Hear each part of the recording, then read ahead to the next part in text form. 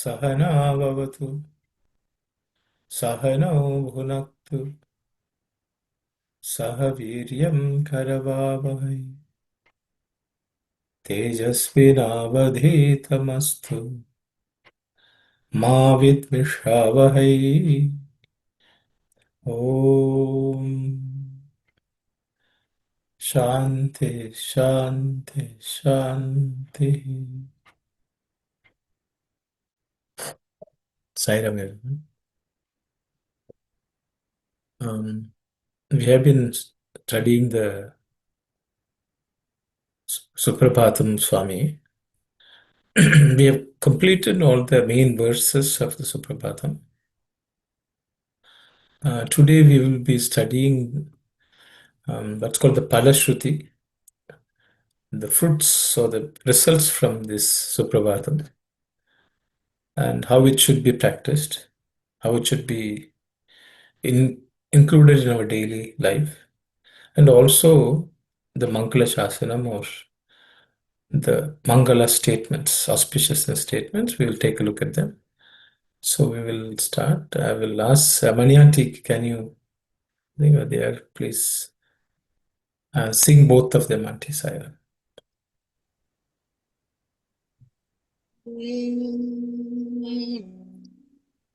सुप्रभातं तं पुण्यं ये पठन्ति दिने दिने ते विशन्ति परं धाम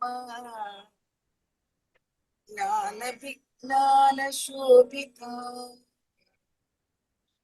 मङ्गलं गुरुदेवाय मङ्गलं ज्ञानदायिने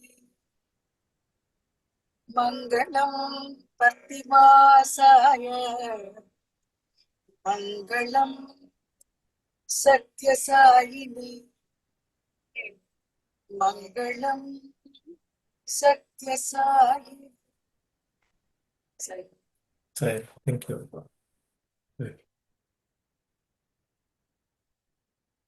So let's read the verse.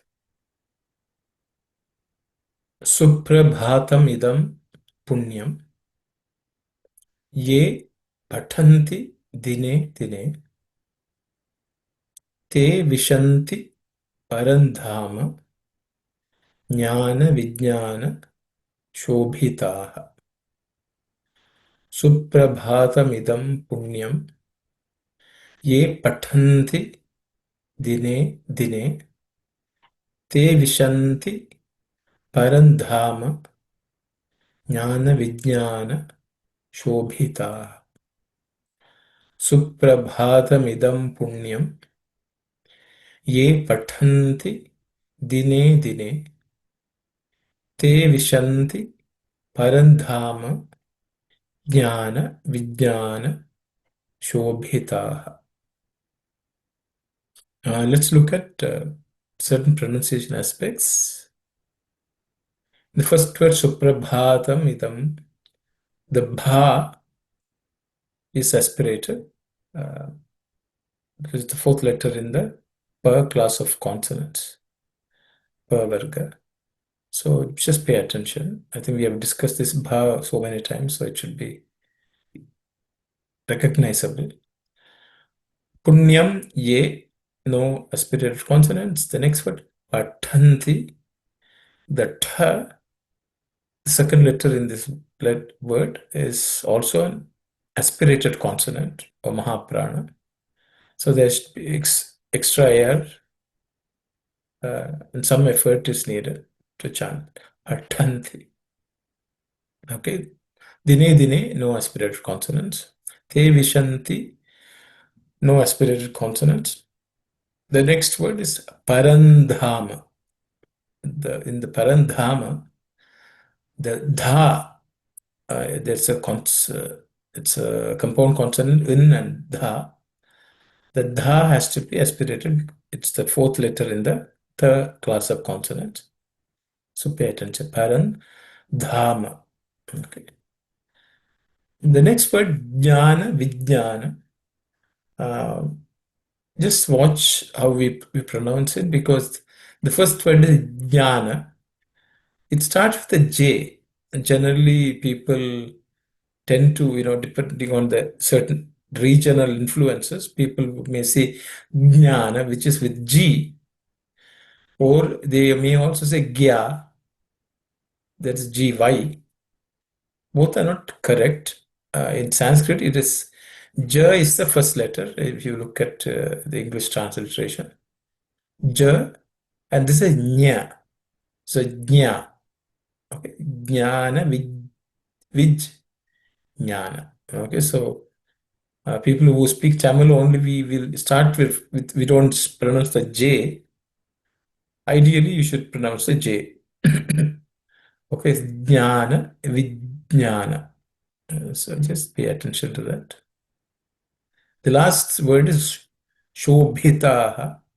There again, B comes, which is the fourth letter of the per virgo, or per class of consonants. That also has to be aspirate, just like the Suprabhatam. Shobhitaha. Shobhitaha. Those are the pronunciation related aspects. In terms of Sandhi change, there are not too many. So I will, if you look at Suprabhatam, Idam, so there is a Sandhi here, Suprabhatam and Idam. The and E form the Mi. Okay, so Suprabhatam Idam. Suprabhatam Idam becomes Suprabhatam Idam. Okay, so and E becomes Mi. Punyam, Ye Pathanti, Dine Dine, no other Sandhi related changes. Te Vishanti also, there's no. I have taken the Parandhama and separated the words in that compound word was samasa. See, param and dhama becomes parandham. I've also put an slash and an because this word dhama, there are two forms of the same. One is the simple noun is dhamam. The other one is dhaman. Okay, so the second, this is actually parandhama, is the second vibhakti, the second noun form, which is something like an object in a sentence. Both are acceptable, and you can choose any. But generally, I think parandhama has become very popular. So I just put them for additional information. Both are same, both are acceptable. Okay. The next word is jnana, vijnana. There are two distinct words, so I put a dash just to separate them.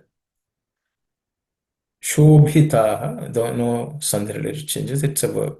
Sorry, it's a noun. Okay. Now we will look at the word to word meaning.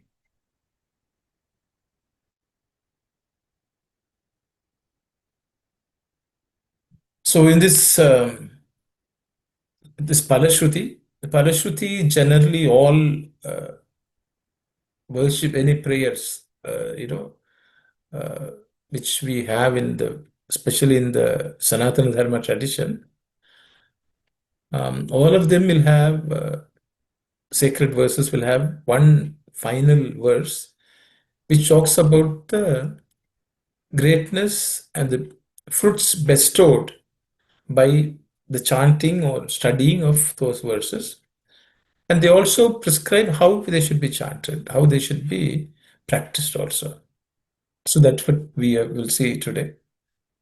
So here the word Suprabhatam, refers to this auspicious composition, or prayer or verse, set of verses. It refers to that. So I just hymn, auspicious morning hymn. Um,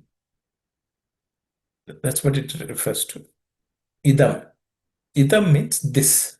So whatever we have already studied or whatever we chant, punyam. Punyam, I think all of you understand, it's something sacred, something holy, something meritorious also, you can say. So just add that it's meritorious.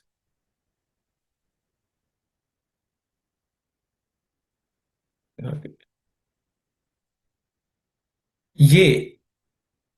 Ye means whoever, all those who, it's a plural word.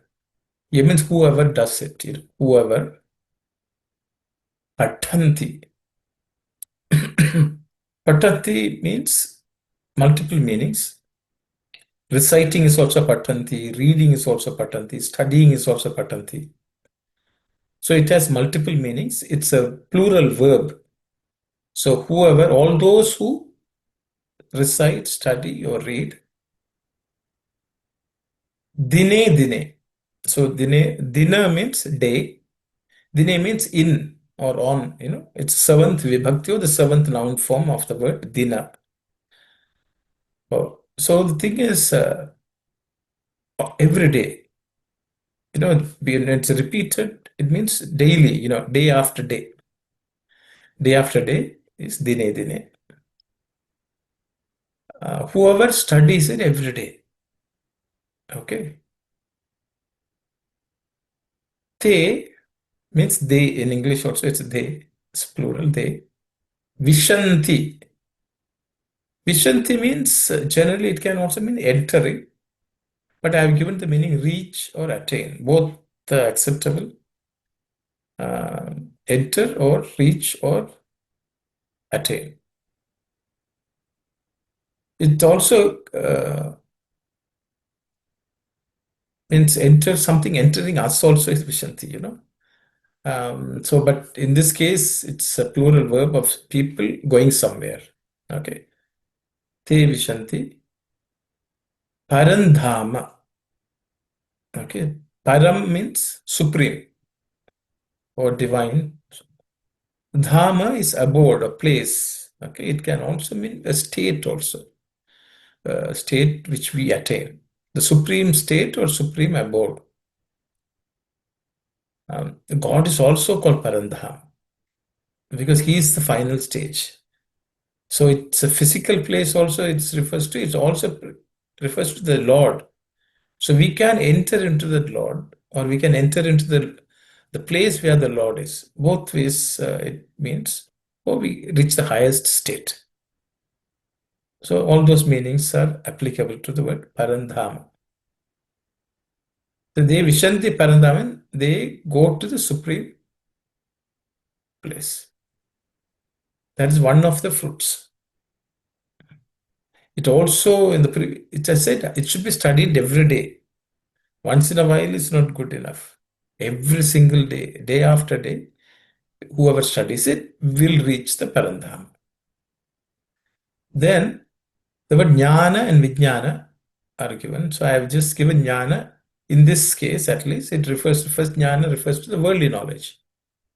The knowledge which we gain by experience in this world or what we study. All of them are covered in the first jnana. Vijnana, Swami always refers to it as Atmijnana, the knowledge of the Atman. The highest of all knowledges is Vijnana, which is Atmic knowledge. Okay, Jnana Vijnana Shobhitaha. Shobha means something which is resplendent. Some resplendence is Shobha. Shobhitaha means they'll be resplendent with people who are resplendent with Jnana and Vijnana.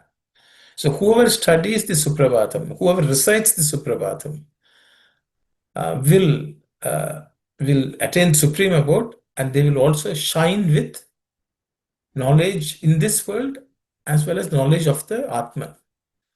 That is the meaning. So what it basically says is this verse by itself, by regular proper study, we can attain the highest abode. We will succeed in this world as well as we will succeed in attaining the supreme world or supreme place from God Himself. So that is the meaning. That's why it is part of regular activity in Prashanthi Nilayam. So Swami would say, if you practice that, your life also will be in Prashanthi Nilayam wherever you are. It's not only just reciting; it's also fully understanding the meaning and experiencing it. Experience the presence of the Lord through all this. Because as we have seen, it gives many instructions, many sadhana activities which people can undertake. Also is told in the Suprabhatam. So that's in simple terms. Let's look at a few, I've picked up excerpts of Swami's discourses where Swami has spoken about particular words. So let's take a look at that, Saira. So I first extracted something related to the punya. Suprabhatam idam punyam. So what is this punyam? Which we need to. So Suprabhatam also dine dine, punyam also dine dine. Both have to be practiced. So let's look at what Swami says. The Vedas are infinite and human life is limited. How to master the infinite within the short span of one's life? Keeping this problem in view, sage Vyasa codified the Vedas into four major divisions and named them Rig, Yajur, Sama, and Atharva Vedas. Rig Veda is mantra swarupa, consisting of mantras. The Yajur Veda is a compilation of rituals. And Sama Veda is a compilation of rigs set to music. In order to maintain the health of the individual and ensure the protection of the country, the Atharva Veda was compiled. Sage Vyasa, who codified these four Vedas and wrote 18 Puranas, finally gave one stanza as the essence of all the Puranas, namely, it is meritorious to render help to others. It is sinful to cause harm to them. Paropakaraya punyaya, papaya para pitana. Okay. Paropakara punyaya, papaya para pidana. See, Swami also translated this in English as help ever, hurt never. So help ever, hurt never is an English statement of this paropakaraya punyaya, papaya parapidana. Okay, we'll continue. The inner meaning of the declaration by Vyasa should be understood by everyone. Para means Brahma. Upa means nearness. Kara means going. So this term, Paropakara means travel towards the Atma and go nearer the Paramatma. Chanting the name of God or doing other forms of worship will not help you to go near God. Though they are good deeds, it is only by selfless service can you get nearer to God. This is real punya. So Swami is telling us how do we get punya. The punya is nothing except that which takes us nearer to God. And that nearness of God is not attained by just chanting the name of God or doing any other forms of worship. They are also equally essential. But in addition to that, we also should engage in selfless service to attain the Lord, our real punya. Swami also quotes another Sanskrit verse called Natapam Sina Kirtanam, and so on. And he says, Sajjanam Sevanam Bina.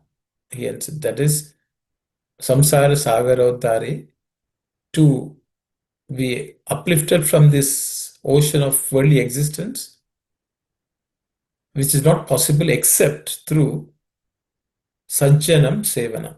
That is, serving the godly. This is something which Swami has said. So serving the godly means serving the God in everyone is the only way for us to attain real punya, accumulate punya, is what Swami has said. We'll continue. So this is a discourse Swami gave in 1995, May.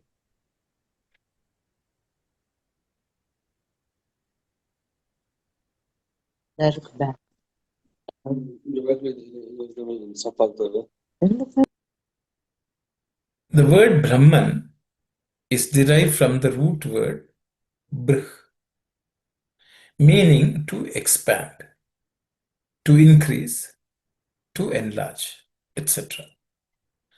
Brihat means big, large, gross, high, etc.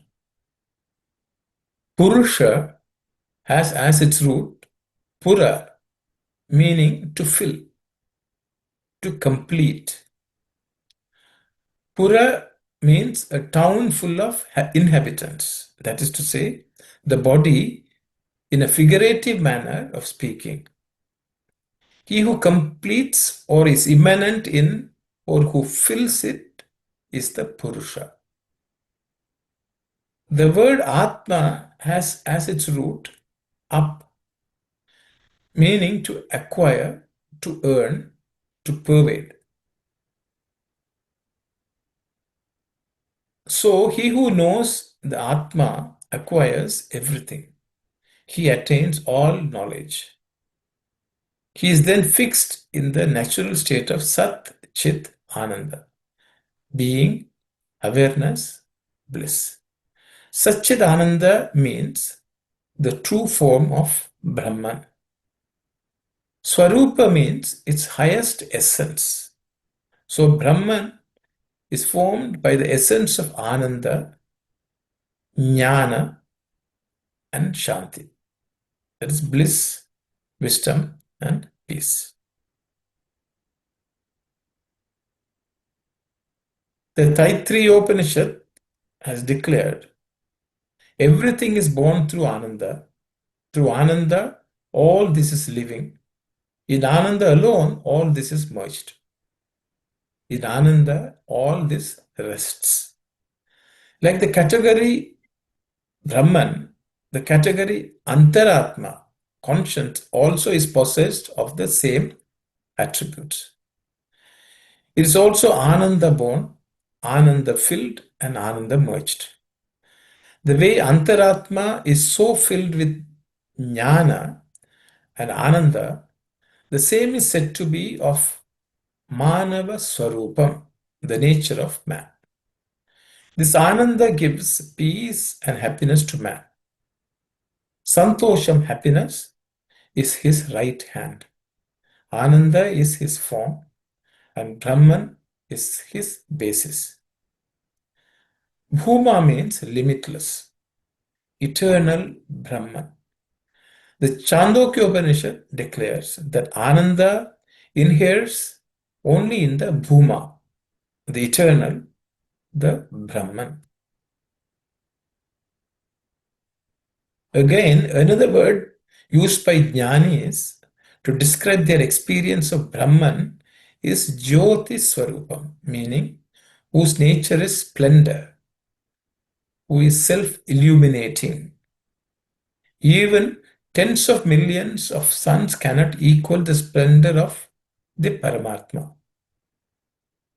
The word Shanti Swarupam indicates that Paramatma is Shanti itself. In Shruti, it is proclaimed, Ayam Atmo Atma Shanto, meaning Paramatma is Prashanti itself, isn't it? This is the reason why Paramatma is characterized as the form of Nitya Shuddha, eternally pure, Nitya Buddha, eternally wise. Nitya Mukta, eternally liberated. Nitya Tripta, eternally content. Nitya Vijnana, eternally knowledgeable. Nitya Chaitanya, eternally conscious, etc. Shuddha means pure and holy.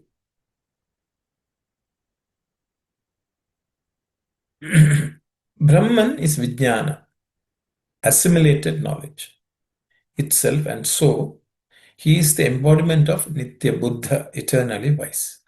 He is ever free and never attached to anything, and hence he is embodiment of Nitya Mukta, eternally liberated. Nitya Tripta means eternally content, always full and complete. When the Brahman is experienced, that very moment all hunger ceases, all desires come to an end, and so he grants eternal contentment. So he is the embodiment of Nitya Tripti, eternally content. Vijnana, assimilated knowledge, is the name given to the direct experience of Brahman. It is an exceptional knowledge, jnana, unlike the common fund of information got from the study of books. Also, the net result of the systematic study of any branch of learning is referred to as Vijnana. The jnana of the Brahman, which is quite distinguished, is known by a variety of names like jnana, experiential knowledge; vijnana, assimilated knowledge; prajna, supreme wisdom; chit, pure knowledge; chaitanya, pure consciousness; and sanvittam, non-dual awareness or experience of oneness with consciousness. Chaitanya means Shuddha Antakarana, pure mind with all tendencies exhausted. Its opposite word is Jada, the inert. Chaitanya means Atma Jnana. That is to say, Atma Jnana makes everything conscious, active. Brahman is the true form of eternal consciousness, Nitya Chaitanya.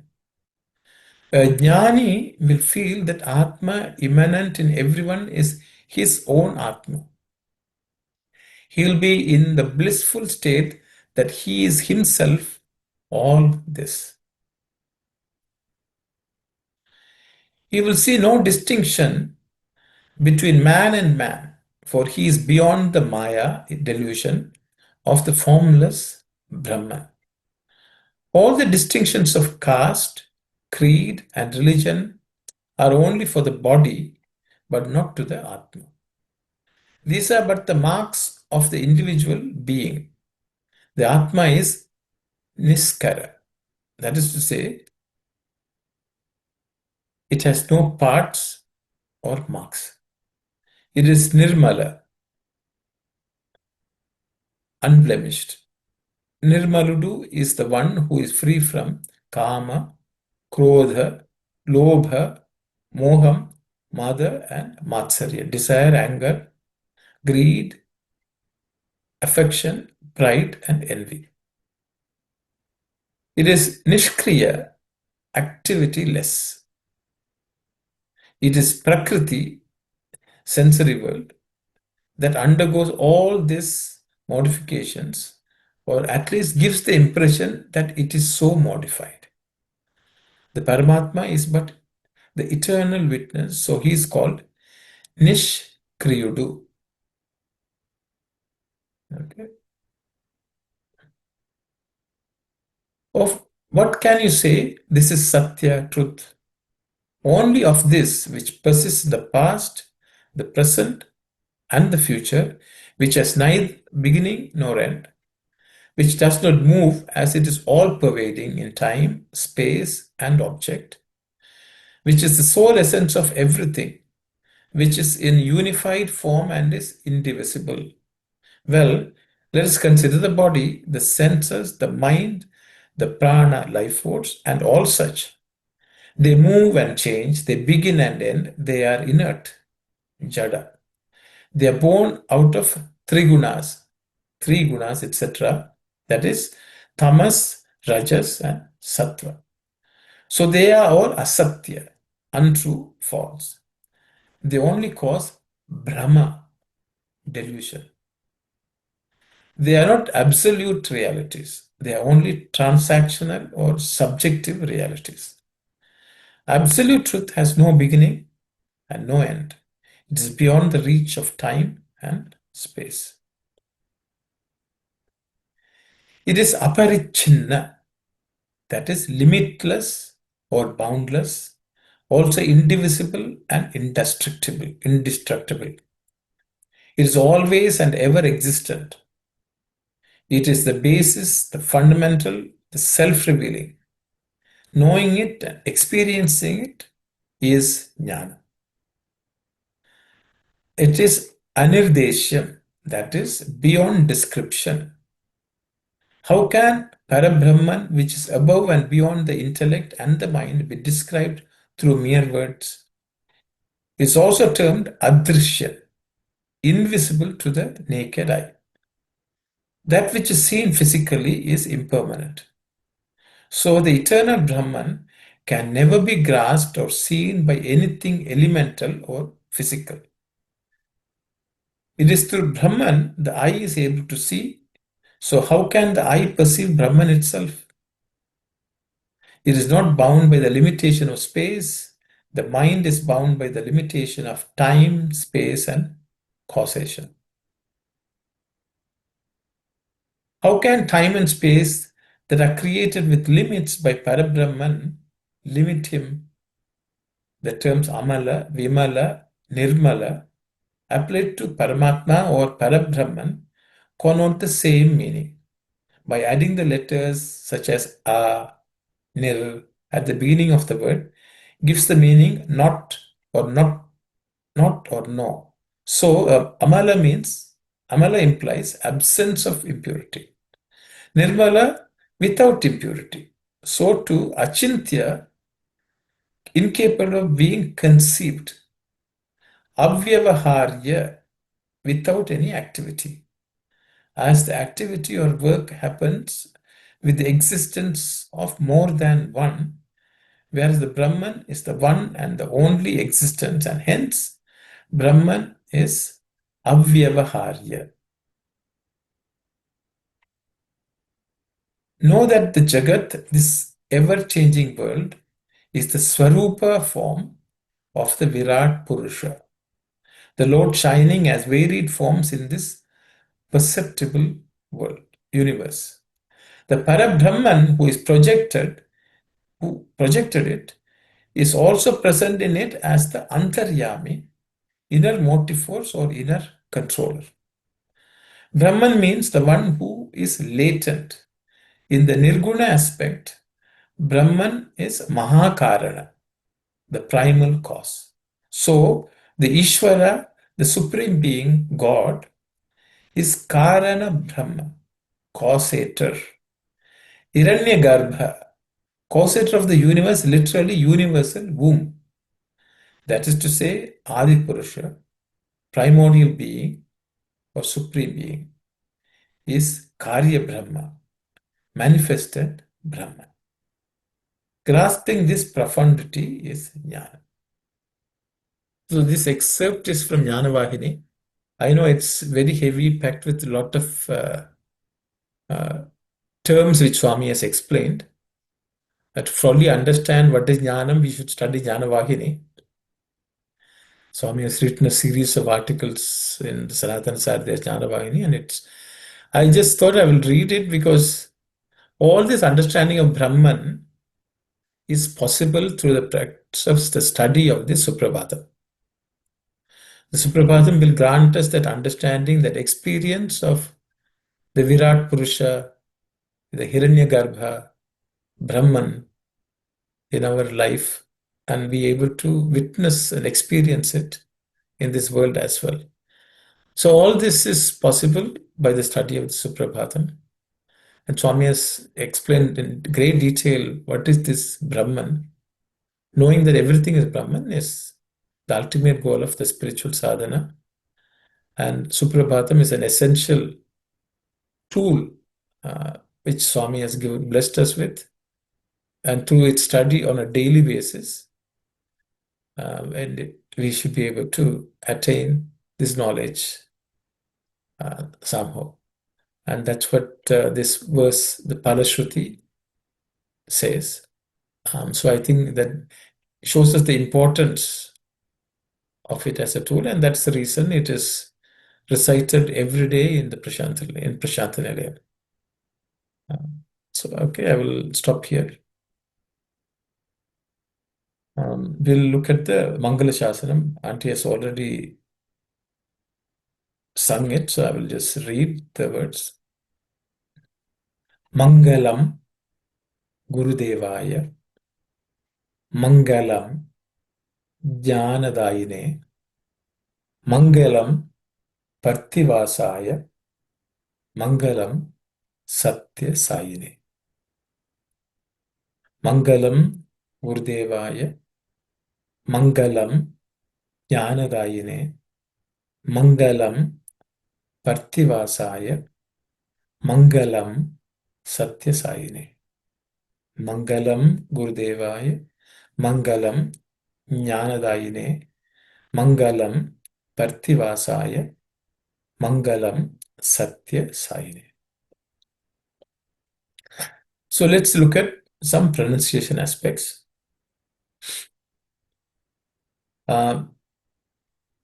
Mangalam. See this word Mangalam in Sanskrit, the last letter L is a soft L. Mangalam. Generally, we have a tendency, especially people from the south, to say Mangalam, L. But actually in Sanskrit, it should be Mangalam. So many people, for example, Sumangali, that L only comes. So ideally, that should be the pronunciation.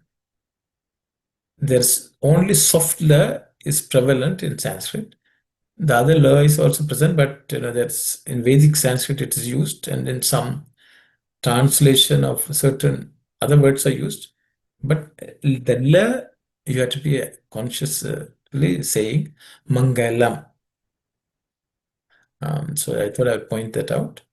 Gurudevaya, I think it's all no aspirated consonants, so it's fine. Again, Mangalam. Jnanadayini. Again, the Jna with G it should start. So J it should start rather than G. Okay, Jnana Dayine. Mangalam Parthivasaya, no aspirated consonant.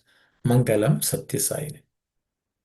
So no no aspirated consonants in these four statements. We will look at the meaning of the words. Mangalam Gurudevaya. Mangalam is auspiciousness. Gurudevaya. Gurudeva, the simple noun is Gurudeva. It's Guru. God who is Guru. Guru who is God. Whichever way you want to say. God who is Guru or Guru who is God. The Vaya is in Sanskrit, it is the fourth vibhakti or fourth noun form, which basically means to Guru. For example, in the Ashtotra Shatanamavali, we will, any now Archana, we will say Sri Sathya Sai Babaya Namaha. That ya is actually fourth vibhakti, means to that Sathya Sai Baba, our salutation. So to this Gurudeva, auspiciousness. Generally, people will say when someone is blessed with something, also let auspicious be on you. Also, Gurudevaya is that fourth vibhakti is used. But are we blessing Swami with Mangalam? I think that's a question we should ask. Actually, we have to offer it to the Lord. Any auspiciousness which we gain by the study of all the Suprabhatam and its practice, whatever good we get, we offer it as at the feet of the Lord. So we offer the auspiciousness that we gained and what we will gain to the feet of the at the feet of the Lord. Mangalam Gurudevaya. Next one is Mangalam Jnanadayine. Again, auspiciousness to the Jnana is, we have already looked at Jnana.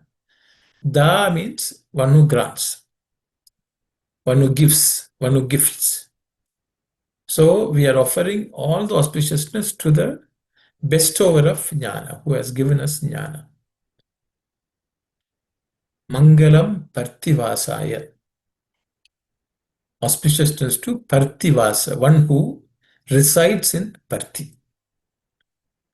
This Parthi is a place there also, Puttaparthi.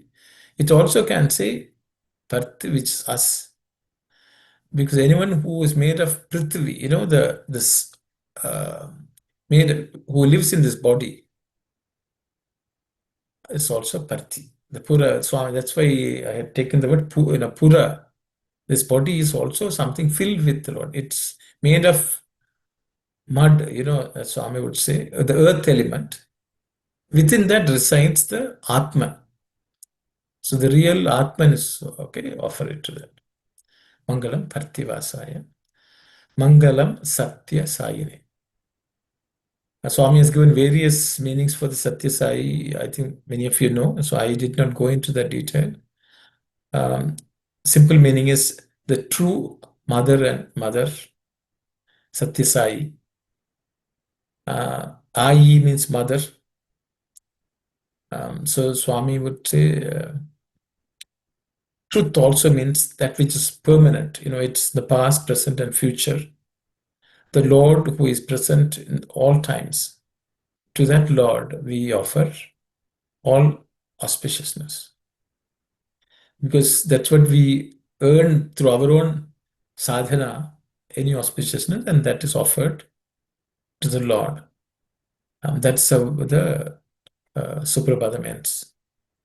Let's read a few excerpts of Swami's, pointing some certain words. I thought it would be nice. A true Hindu or a Muslim or a Christian should be the embodiment of love. Muslims pray Allahu Akbar, which means God is great. Islam means peace. So a true Muslim is one who leads a peaceful life. Peace originates from a heart that is full of love. Without love, one cannot be peaceful. So for any caste, creed, or religion, love is the basis. Love is Shivam and Mangala, which means auspiciousness. Love does not hurt anyone. Love, that which does not hurt, is referred to as Shiva. Man bereft of love is Shava, corpse. The one with love is Shiva Swarupa, embodiment of auspiciousness. So the Mangalam means Swami is saying it's auspiciousness, which is Shivam. Swami has also called it love. So we already looked at, we will not hurt, anyone. We will be full of peace. So that is the punyam also, you see.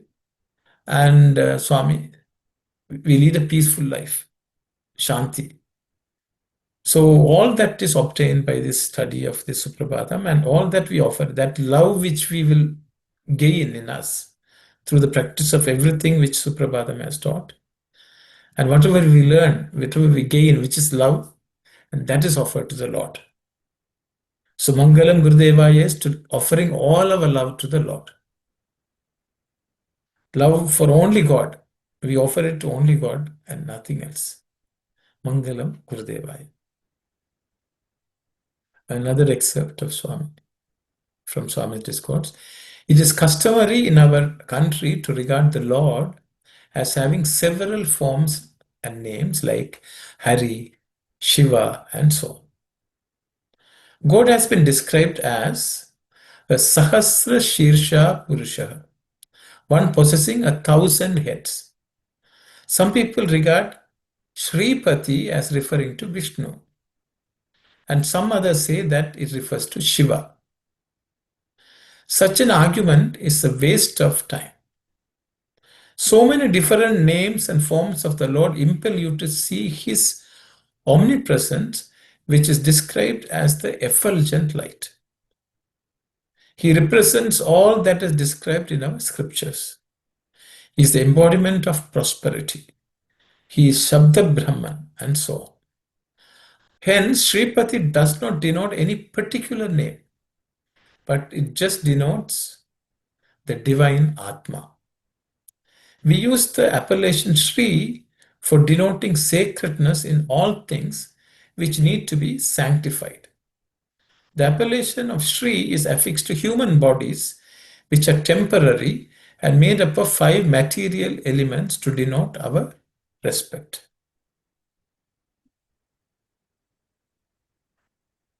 We also use this appellation even in the case of the Lord because the body in which he appears is temporary. In the case of Rama or Krishna, we use Sri because the names refer to the bodies which were impermanent.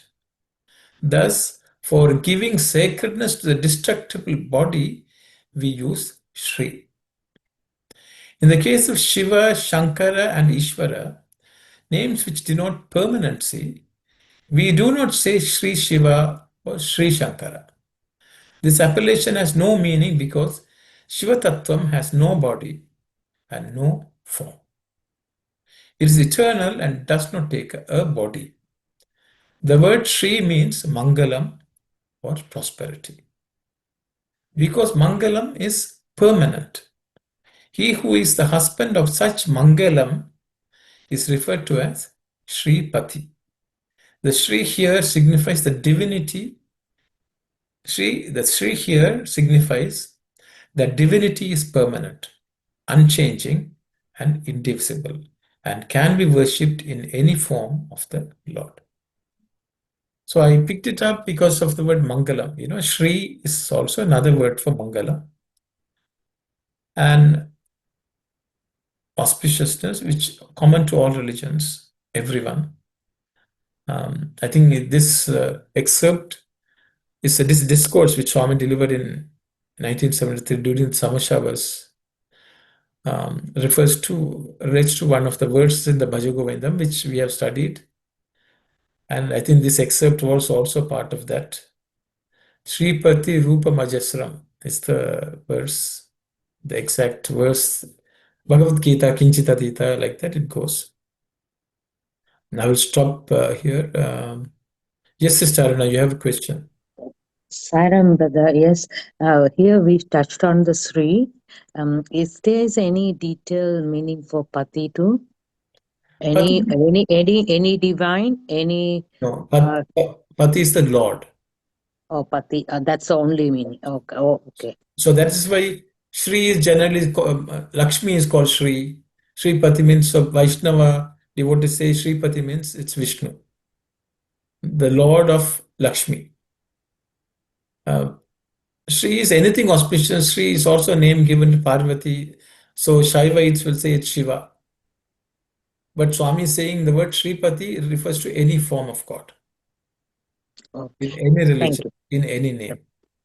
So why the Sripati means God is always the Lord of anything auspicious. So he is the only one for whom love should be offered. That way also we can take Sripati. Pati is Lord. Yes, Sister Vani.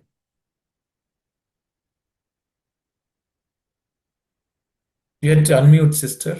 Sorry, Sairam. There is this thing in the earlier pages, Karana Brahma and Karya Brahma. So Yeah. this says the non-duality, or is it, am I looking at it in a different perspective? So the thing is, in this world, it's a created world, there is duality. Okay. But in the duality also there is non-duality. Brahman is the non-dual which is present in the duality. He is the cause and he is the causate. He is the one who is the result also. So Karana Brahman, Karya Brahma. One who made the world come into being is also Brahman. The world which is created is also Brahman. So yes, it is a non-dual concept because it shows even in this diversity, multiplicity, there is divine which is constant. To show that Swami is saying that Brahman is the cause, Brahman is the effect. Through all this, Brahman is a non-doer also. That also Swami said. He's a nishkara, so he does not do any work. So that is the yes, you are right, non-dual within the duality. To show that has been explained. So I think in this world, duality is also a permanent thing. That's also divine. It is divine because the divine permeates the duality. I think that's what Swami is talking about. And to have that knowledge, to see the only religion which sees this created world also as divine is Sanatana Dharma. In Hindu Dharma, we see everything as divine. In other religions, they think this world is not divine. God is somewhere else. But here we believe everything we see is divine, is another form of the divine. So even in the dual world, we have to experience the Brahman. In the non-dual world also, we experience the Brahman. That's the way Shri. Shri also means a multiplicity. But it's all auspicious.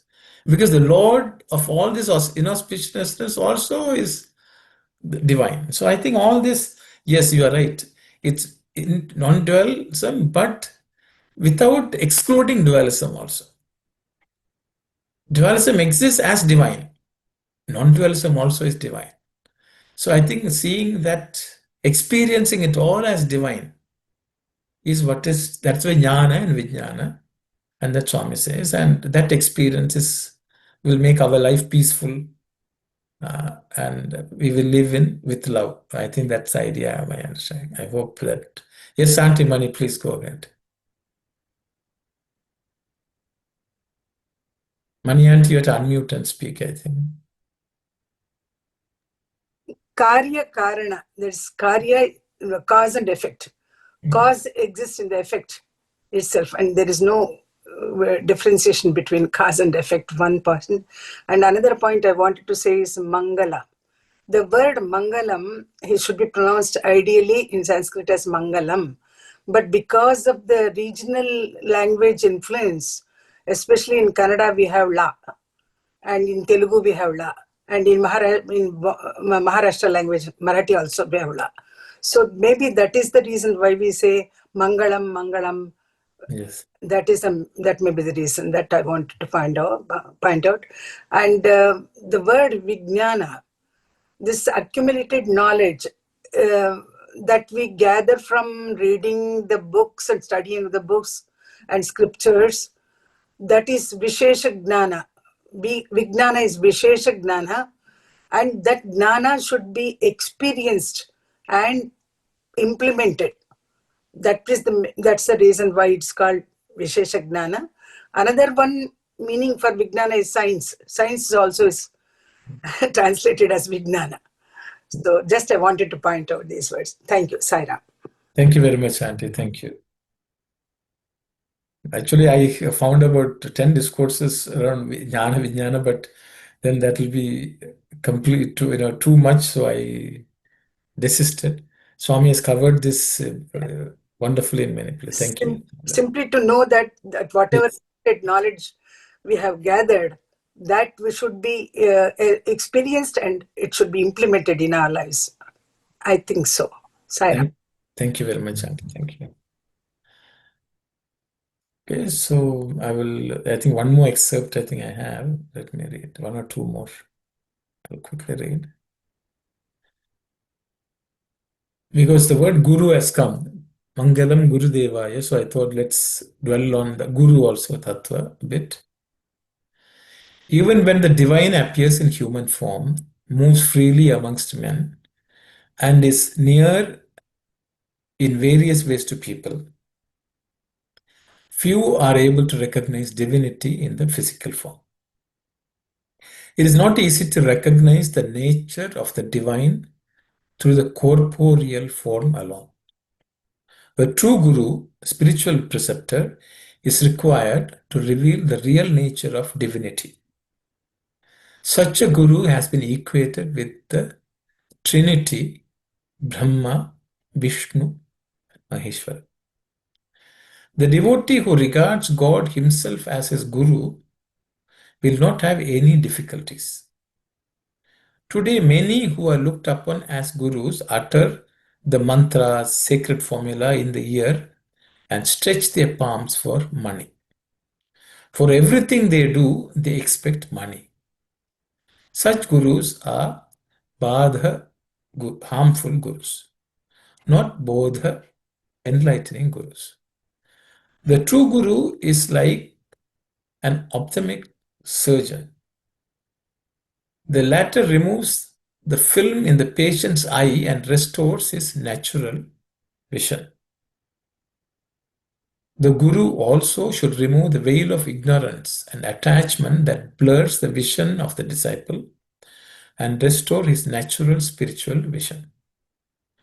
What is the recompense one should make to such a guru? On Guru Purnima Day, it is the practice for disciples to offer Pada Puja, offering worship to Guru's holy feet, to the Guru, and give Dakshina, thanksgiving offering. The significance of the full moon should be understood. It is a day on which the moon shines in all its fullness, without any blemish. It is a day of purity. The moon sheds his cool rays on the earth. The moon is the deity controlling the mind.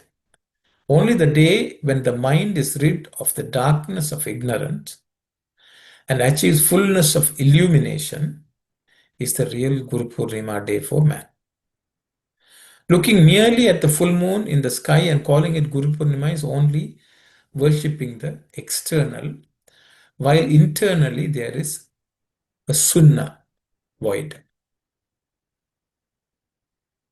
It is only when you have cleansed your heart by getting rid of ignorance, sorrow, worry, greed, and envy that you can celebrate your Guru Purnima and realize the fullness of your reality.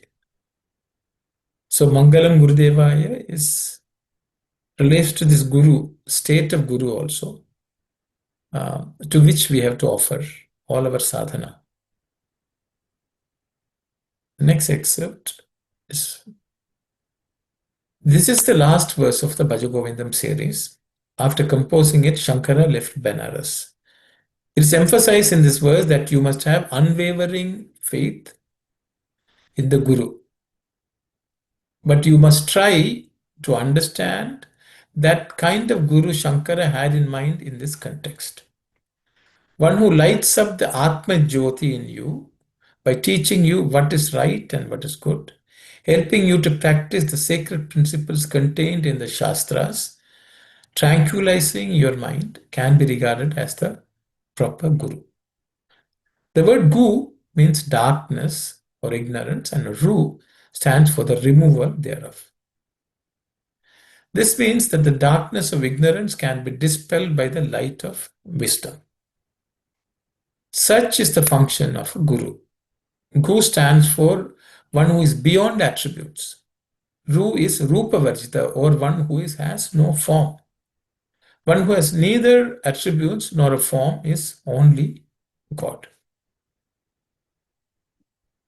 In the present day world, it is possible that the gurus will teach the right path and right ideas, but it is not possible for them to lead you from darkness to light or from ignorance to knowledge. Only God can do this. The present day teachers are of two types. There are those who claim to be exponents of Vedanta, but their main intent is being pragmatic. They conform to the whims of their disciples, and in doing so, they succeed in dispossessing them of their possessions. Such gurus are an unbearable burden upon the surface of the earth. They correspond to another meaning of the word guru, which means weight, or burden. The second type of gurus are those who expound the sacred texts and help the disciples to discipline themselves to some extent. They impress upon the disciples that the Guru himself is Brahma, Vishnu, Maheshwara, and also Parabrahma. This is how such teachers enhance their own stature in the eyes of their disciples.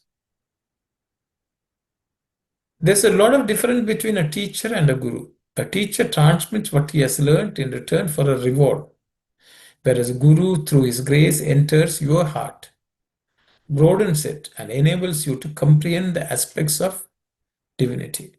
Such a being in the form of a guru appears at an appropriate time. For example, when King Parikshit prayed, Shuka immediately appeared. The entire world of manifestation is the play of Brahma, Vishnu, and Maheshwara. Brahma creates, Vishnu sustains, and Maheshwara dissolves or merges. Brahma determines your next birth according to your previous karmas, whereas Vishnu sustains the creation of Brahma. A plant cannot grow of its own accord. It has to be looked after, watered, and fenced. Only then will it become a big tree. In the same manner, it is not enough for the Guru to merely suggest to you to recite the name of the Lord and to carry on meditation, but he has also to look after your practice and progress by giving you the necessary support and strength. The work of Maheshwara is to make things merge with infinity.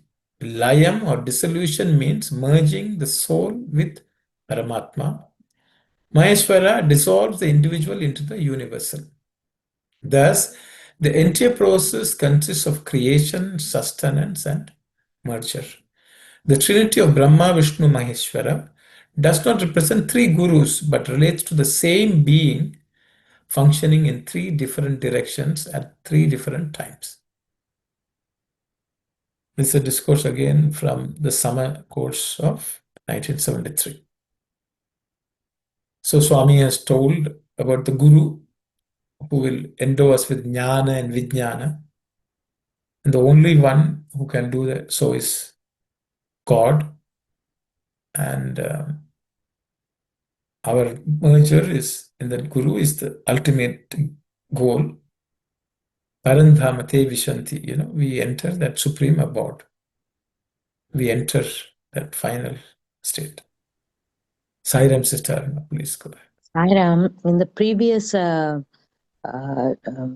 excerpt, Swami is talking about that on a Guru Purnima day, we do the Pada Puja and offer Dakshina. Is the Dakshina,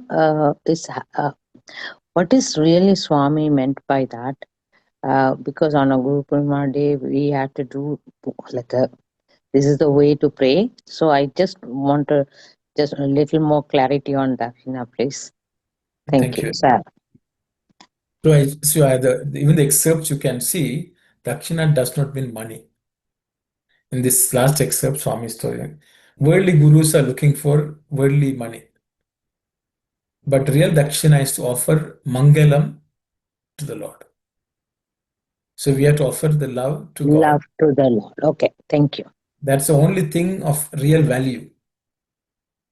And that's what the Lord expects. And so worshipping the Lord's feet is nothing but following what the Lord has laid down as the path. So these are things which Swami has covered in other places. So I will stop there. So follow the footsteps of the Lord. Swami has said, my life is message.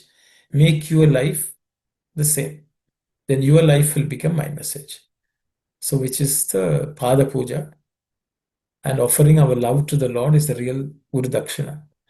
The word Daksha also means perfection, the best.